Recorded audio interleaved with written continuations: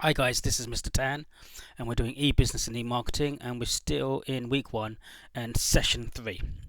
And here we're looking at, relates to the e-commerce side of the business. But in order to get to the e-commerce side, we really need to look at, the online marketplace analysis, the micro and the macro environment, kind of like what we do in marketing, and then kind of go back to the e-commerce side and link it all together.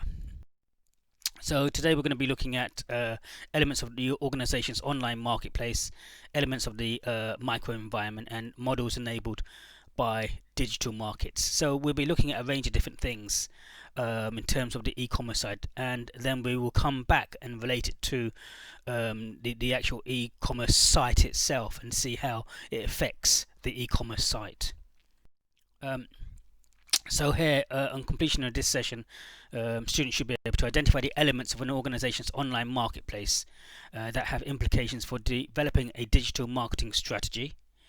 Evaluate techniques for reviewing the importance of different, actors in the microenvironment, customers, intermediate suppliers, competitors as part of the development of digital marketing strategy. Review changes to business and revenue models enabled by digital markets. So elements of an online organization's online market. I'll just say from the beginning that the construction of the online website for the business, which also affects, the products that you're buying, the suppliers you're buying it from, the products that you need to go in terms of niche products to position yourselves as being something different in comparison to your competitors, depending upon how you are marketing your whole site, really depends on all this information. So we need to kind of like go through this information first and then come back to the site itself. So the growth of use of digital media and technology has led to a customer, path to purchase. The different sites, channels, and devices and information sources that customers use to inform their purchase decision from a product or service, also known as the conversion pathways on a site. So knowing this information is important because what and the needs of consumers today in terms of going on these sites. Consumers predominantly want something that is easy to navigate, that is quick, and it's not complicated, and they can easily go through their whole shopping pathway in order to get to the end in the least amount of time, giving them the max amount of information. So it needs to be easy and to use. Online marketplace exchanges of information and commercial transactions between consumers, businesses, and governments, completed through different forms of online presence, such as search engines, social networks, comparison sites, and destination sites. So again, you need to, depending on how you're marketing yourself, in terms of search engines, are you high up? If you want to be high up on the different pages, then obviously you need to make sure that your meta tags and your key tags are embedded on your website in terms of the key criteria that consumers search. And this needs to be done on a regular basis. Social networks, comparison sites to give you the credibility and the reputation and the word of mouth, and destination sites. Multi-screening, a term used to describe simultaneously use of devices such as digital TV and tablets. So situational analysis for digital marketing. When we look at marketing in general and we do a situation analysis, we also always kind of like use SWOT, strengths, weaknesses, opportunities, and threats. We use kind of like PEST style, political, economic, social, technological, legal, and environmental factors. And we sometimes, to look at the marketplace, we may also use things like Porter's five force model or Porter's diamond model in terms of analyzing a marketplace. So, the online marketplace is complex and dynamic. Organizations should carefully analyze the market context in which they operate, absolutely, identify opportunities, and then plan how they're going to compete effectively. You really do have to plan how you're going to compete effectively.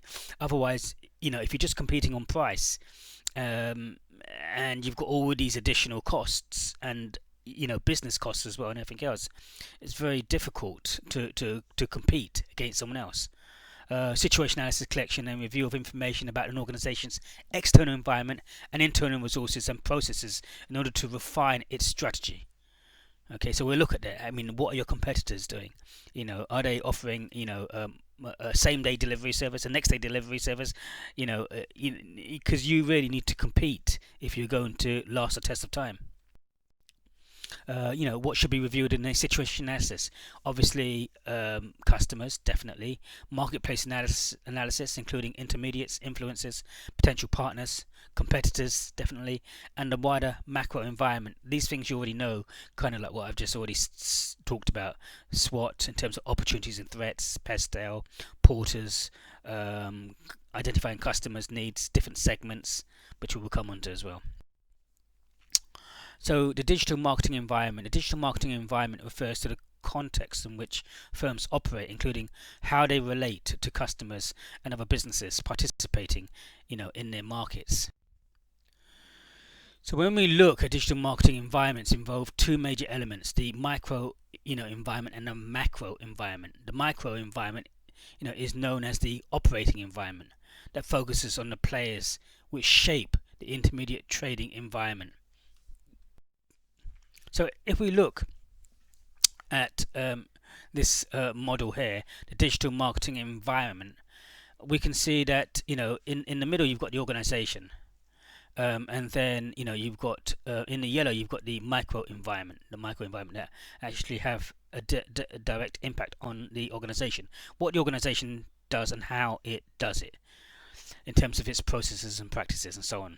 And then in the blue, in terms of the macro environment, you have other factors that are going to affect your organization in terms of how you operate. So international economic factors, legal constraints, cultural factors. What is the law in terms of data protection, data handling, GDPR? How long do you have to hold customers' personal data and credit cards? Is it secure? Society, public opinion, moral constraints, ethical constraints. Are you selling something that is ethically correct or not? From a country specific, economic factors, legal constraints, and cultural factors. And then from a technological perspective, innovation and trends. What are you actually doing to make yourself different with the latest technology? Are you using, the latest technology like augmented technology, 360 degree, virtual reality? What are you adding to your site to constantly keep up with the latest technological changes in this fast moving pace and environment? And are you actually putting the resources to it from an organizational perspective? Because even though you may be ahead of the game now, if you don't allocate a budget to resources for technological change for the future, then you won't progress. Even if you look at Kodak, when Kodak was around, they didn't change. Kodak was the first company to have a digital camera back in the 70s, 1970s, 1980s. They developed the digital camera. I first bought the first digital camera back in the 1996, that the DC50, the Kodak camera, and yet Kodak camera had the first digital cameras. They were pioneering them, and yet they didn't invest more money into this technology because they felt that their whole business and that consumers were always going to buy and develop film, and they didn't see the potential in terms of the move away from film to digital media. And yet they were the first people to have used the technology. So if you don't invest and believe and direct this, then you could be left behind. So the microenvironment players, the stakeholders and their interactions, which influence how an organization responds in its marketplace. The trading environment can have a profound impact on the performance. Consequently, an organization should continually monitor the environment, the micro and macro. Absolutely. This is you can't say this enough, and you might have monitored and done your analysis at that precise moment in time, but you need to keep monitoring the internal and the external environment, the micro and the macro environment, to see what's happening, to make changes. And you need to be able to like change and implement change and not stand still. Otherwise you're going to be left behind, because technology is just moving at such a fast pace. So you need to make sure that you do environmental scanning. Click the ecosystem and online market ecosystems.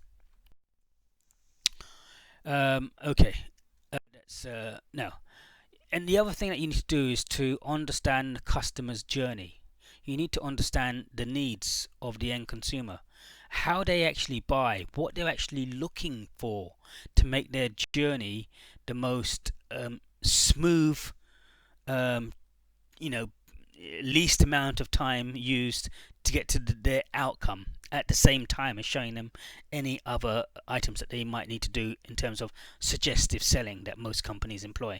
So a customer's journey is a term commonly used by digital marketers to describe the touch points or different types of paid, owned and earned media which influence consumers as they assess different types of website and content when selecting product and services.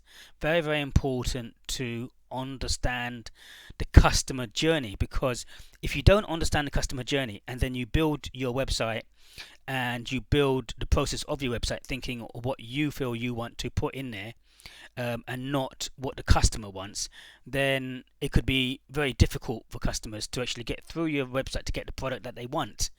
So it could lead to loss of sales. Okay. The zero moment of truth, the ZMOT. ZMOT describes the combination of online and offline influences on the purchase. The use of search engines, how are consumers, your target market, searching for these type products that you're actually selling. Social media means that there is more choice, so consumers will expand their consideration of products. The main elements of an online marketplace, obviously it's the customer segments, the search intermediaries, influencers and media or publisher sites, destination sites and platforms. So you need to find out, where are your main customers going to search for these products? Is it Google? Is it through social media? Is it through word of mouth? Where they're actually going to find out more information in terms of the products and services that they actually want, and what types of segments and what type of customers are these type of people. Customer analysis, customer behavior again is very important before you start building your site. All this situation analysis in the micro and the macro needs to be, and understanding the consumer behavior needs to be done before you start building your site. Analysis in digital markets. This type of analysis involves research into the motivations, media consumptions, preferences, and selection processes used by consumers as they use digital channels, together with traditional channels to purchase online products and other online services. Customer insight, knowledge about customers' needs, profile, preferences, and digital experiences from analysis or qualitative and quantitative data. Specific insights can be used to, inform marketing tactics, direct groups of customers with shared characteristics. But most importantly, I come back to the development and the creation of your e-commerce website, how you structure and develop your website, what information you put in, supporting information in terms of terms and conditions, and also meeting legislation in terms of purchasing from an online company if they're standard goods and services, and how long a customer has to return those, and so on and so forth. Customer segments, groups of customers sharing similar characteristics, preferences and behaviors that are meaningful in terms of various market propositions on which they are defined as part of the target marketing. So it's very difficult for you to see how all these things relate, but I developed I was working for a company called Cope and Timmins. They'd been in the marketplace for over 100 years, and they were based in Edmonton, North London.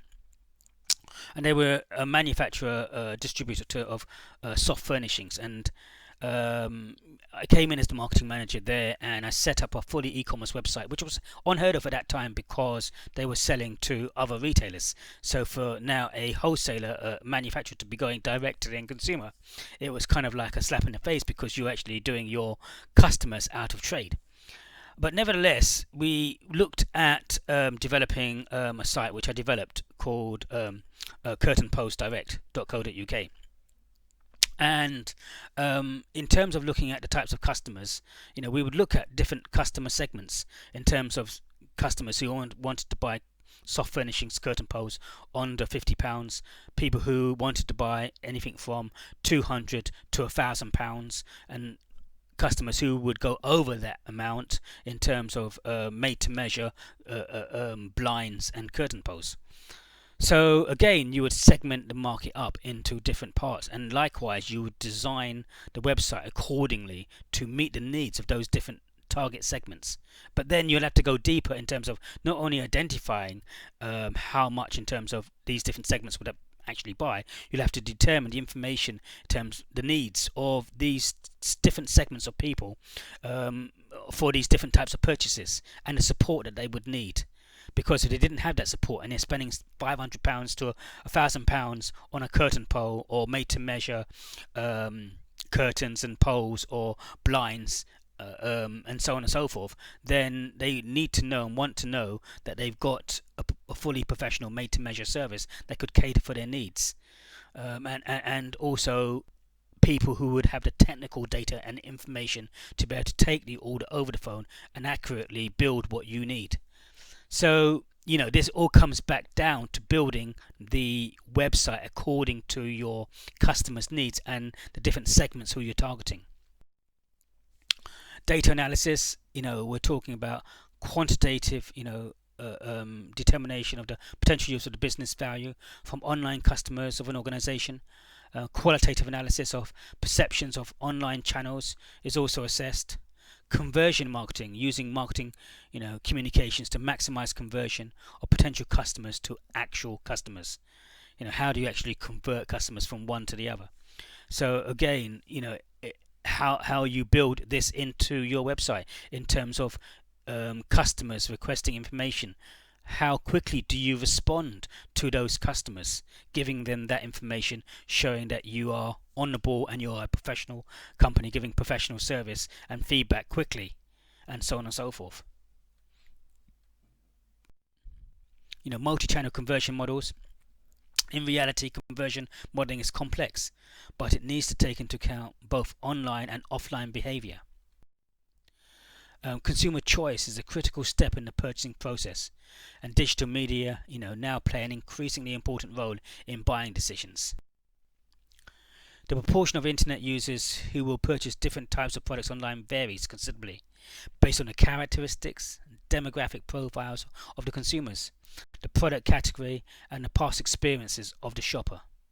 I mean, we in marketing, you should have covered at level 4 marketing, you should have covered the buying decision process, and we predominantly used the Engel, Collett and Blackwell buying decision making process model, and there are other models as well. So you should be familiar to a limited degree in terms of the consumer buying process.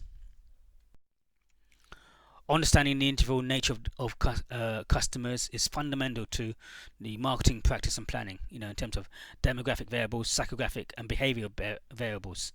Here we're talking about segmentation. Segmentation, you've got demographic, psychographic, behavioralistic and geographic type variables. They're the 4. And then you split up the different variables within each of these different segments, and then you target. And after you've targeted specific groups within these 4 different areas, you then go on to looking at positioning your product afterwards in relation to the competition that is out there. So, according to Arnold et al. 2005, we can see that the background to the online experience consists of an important list of concepts which can positively or negatively influence or motivate the consumer to engage with a digital offer, which includes information processing, the perceived ease of use, very, very important. Consumers can get quite frustrated sometimes. Perceived usefulness, perceived benefits, perceived control, skills, trust and risk and enjoyment. What I would kind of like add to this in terms of motivating the consumer to engage with a digital offer. I would say going back to the consumer buying behavior model in terms of whether it's a routine problem solving purchase, a limited problem solving purchase, or an extended problem solving purchase. And when we looked at consumer buying behavior before, and we looked at an extended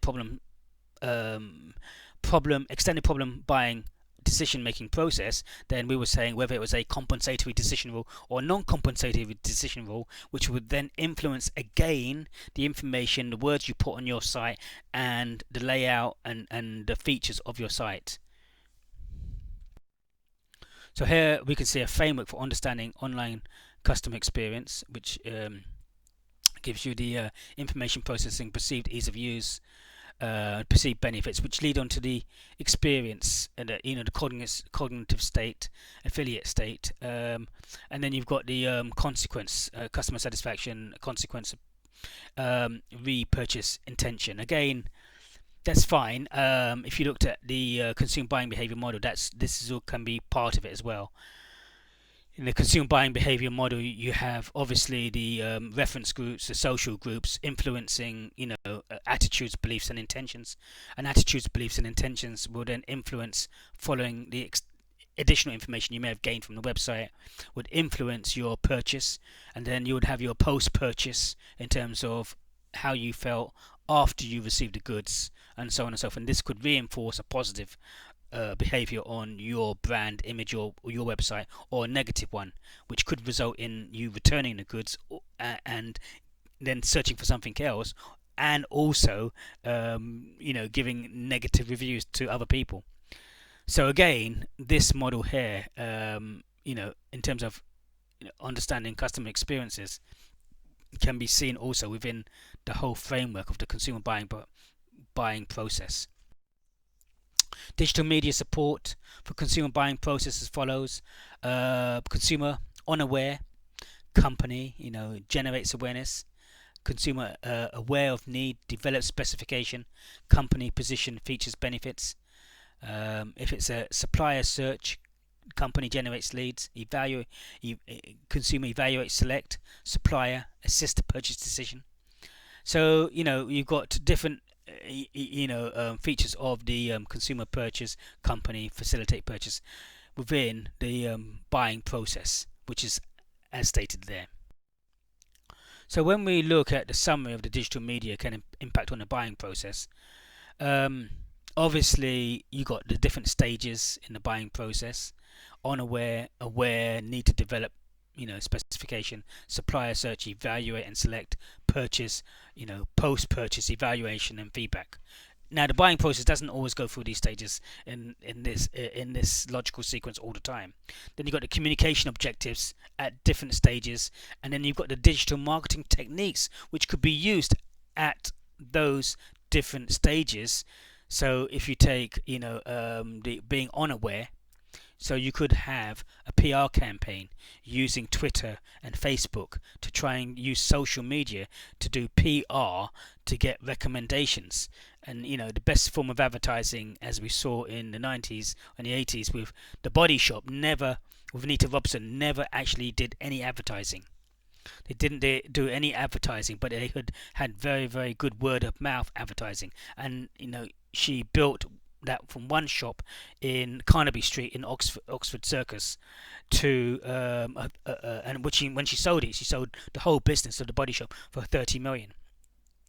So we can see that social media, which can be linked into PR as one of the communication promotion parts of the communication mix within the 4Ps. Then you've got the display and PPC ads and EPR, social media. So again, if you're making the product aware in stage 2, you may want to use search engines, but then that also is going to affect the development of your site, because you need to now understand how the search engine crawls all over your site and calculates your site to be on the first, second, third, fourth, fifth, or the 10th page, and you want to be on the first page and you want to be high up on the first page. But in order to do that, you need to have a team of people building your meta tags and your keywords all over your site on different pages, and to make sure then they are constantly refreshed and updated to the search engines so that you are seen, and so you slowly crawl higher up the links. Because you could spend £1,000 a week quite easily on buying Google ads, and so that you're at the top, and you pay per click. It's still profitable, but it would be better for you to be at the top of the page without having to pay for those ads and pay per click. Changing consumer buying behavior caused by a digital channel. Although the model shown in the previous slide provides a useful starting point for assessing buyer behavior, it should be remembered that the internet has changed behavior, and in some ways the model is not an accurate reflection of reality. So what it suggested, that the process is not necessarily sequential. The process is compressed, for low involvement products. Because remember, we talked about, I mentioned before, different types of products in terms of, low involvement, which is low cost, routine, limited, or extended problem solving for higher priced items. So the process will often start with a search and is mediated through search engines throughout, with the searches refined initially from generic to specific plus band. For example, fridge, upright fridge, Comet's fridge, Whirlpool fridge, and so on. The participation of the web and the creation of user generation content such as reviews and ratings on a retail site, and comparison images such as www.revu.com are important in the decision making process in terms of how you conduct your business. And this is going to affect how you conduct your business and what you do and the service that you give, and so therefore affecting your processes and practices, how quickly you respond to emails, the customer service, that level of customer service that you give. Viral marketing and online PR can be important for generating awareness. Absolutely, definitely, yes. In a virtual environment, trust becomes important, as we see below. So the strength and familiarity of brands will be important. Competitor analysis and benchmarking. Definitely got to look at your competitors. Competitor analysis involves identifying, the companies which are, competing for our business, and then, viewing, what they're good at, what are their strengths, what are their weaknesses, what are they planning, what do they want to take the, where do they want to take the company, how do they behave when other companies try to take their market share, what are they doing, how are they responding. Competitor benchmarking, a structured analysis of the online services, capabilities and performance of an organization within the areas of customer acquisition, conversion, retention and growth. Internal capabilities, different aspects of the customer lifestyle, qualitative to quantitative, in sector and out of sector, financial or non-financial measures, from user experience to expert evaluation. So we looked at the elements of the organization's online market, elements of the micro environment, and models enabled to by digital markets. But as I said before, this all has a big effect on the construction of your website, because if your competitors are offering one product and it's very difficult to buy in that product from the Far East and then sell it on, adding on the delivery costs, it may be very difficult for you to make a profit. When I left Cope and Timmins, I set up my own soft furnishings website called Style Home Interiors. It's not there now, and I imported curtain posts from the Far East, 1.2 meter, 1.5, 1.8. You could buy, which you can buy in the market, which is the standard. You can get a 12 millimeter, 15 millimeter, 22 millimeter, 25 millimeter, 28 millimeter curtain pole. So the standard length, a medium-sized pole, is a 28 mm curtain pole, and then you can have different lengths: 1.2 meter, 1.5 meter, 1.8 meter, which were in one length, and then you could have 3.6 meter, which is in two parts with a joining piece and 3 brackets.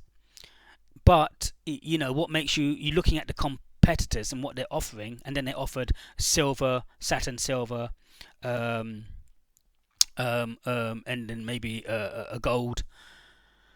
So then you look at the colors that are available, you look at the finials that are available, you look at the sizes that are available, then you look at the prices that your competitors are selling at, and then you say to yourself, well, what am I going to do? And can I compete? Can I compete? And do I want to compete on price if I'm importing them in? And perhaps the marketplace was so intense with so many people doing the same thing, so maybe you don't want to do it because it's going to be very hard for you to compete and very hard for you to get customers to buy yours as opposed to someone else's, unless you've got a unique design. But the design differences were not that great. So what I did was I brought in curtain poles which were 2 meters in one length, instead of just being 1.2 meter, 1.5, 1.8. So you could put two 2-meter poles together to make I bought one curtain pole 2.5 meter length in one piece, and this didn't exist in the marketplace. This didn't exist in the marketplace for the main reason because the delivery trucks would only deliver up to a size of 2.5 meters. Now once you add on the packaging and you add in the finials and you add in all the other bits and pieces, it takes it way past 2.5 meters. But I found a way, and I found a delivery company that would take a curtain pole up to 3 meters and deliver. So therefore I now had a unique product which I could charge a lot more for, which was totally different than the marketplace that was outside. In addition to that, I had to look at the different types of customers and segmenting in terms of I wasn't targeting the low cost marketplace. I was targeting the 28mm, 50mm curtain poles, the higher end, where people would spend a minimum of £100 up to £500 for their curtain poles. So I decided not to go for the low market, I decided to go for the high market. I then decided to have certain lengths, certain sizes, certain types of finials, and to go by the length, to go by the diameter, to go by the colour, and then the finial. So I knew what the customers were looking for, understanding the customer's needs. I knew what marketplace I was going for, the different types of segments, and then targeted in those segments and then tried to position myself. So this then allows you to construct your website, it allows you to construct everything, taking into consideration the needs of your customers, taking into consideration the different segments and the different target segments that you want to aim for, and also what your competitors are doing. So before you even do anything, you need to do this analysis before you start the construction, because if you don't, you'll be losing sales left, right and center, and you'll be spending more money on trying to get customers into your site, and then a lot of those customers will be leaving your site before they've even purchased the product that you want them to buy. So the elements that we've talked about today, even though we've skipped over, we will have a look at some examples in class when we do. So thank you today from Mr. Tan.